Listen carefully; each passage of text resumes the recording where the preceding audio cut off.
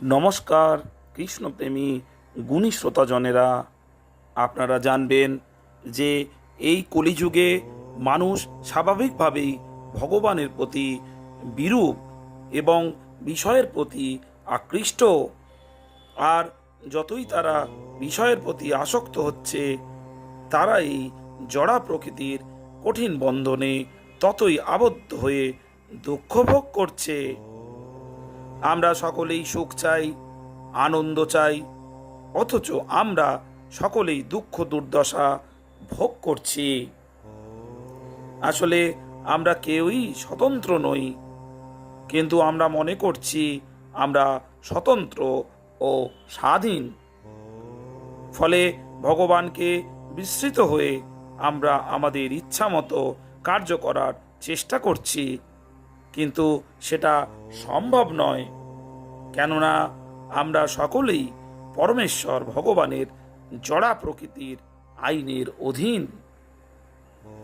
কিন্তু জড় সুখের মোহে ভগবানকে ভুলে থেকে প্রতিনিয়ত আমরা সেই আইন লঙ্ঘন করছি, আর সেই আইন লঙ্ঘন করার ফলে আমাদের শাস্তি পেতে হচ্ছে। প্রকৃতির হাতে নির্যাতিত হয়ে জন্ম, মৃত্যু, জরা ও ব্যাধিরূপ দুঃখ দুর্দশা ভোগ করতে হচ্ছে।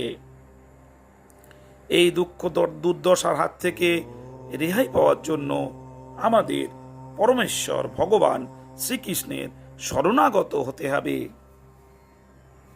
জীবনের সর্বোচ্চ সার্থকতা স্বরূপ কৃষ্ণ ভাবনামৃত আস্বাদনের প্রচেষ্টায় যথাযথ কর্তব্য পালন করাই আমাদের আশু কর্তব্য হওয়া উচিত।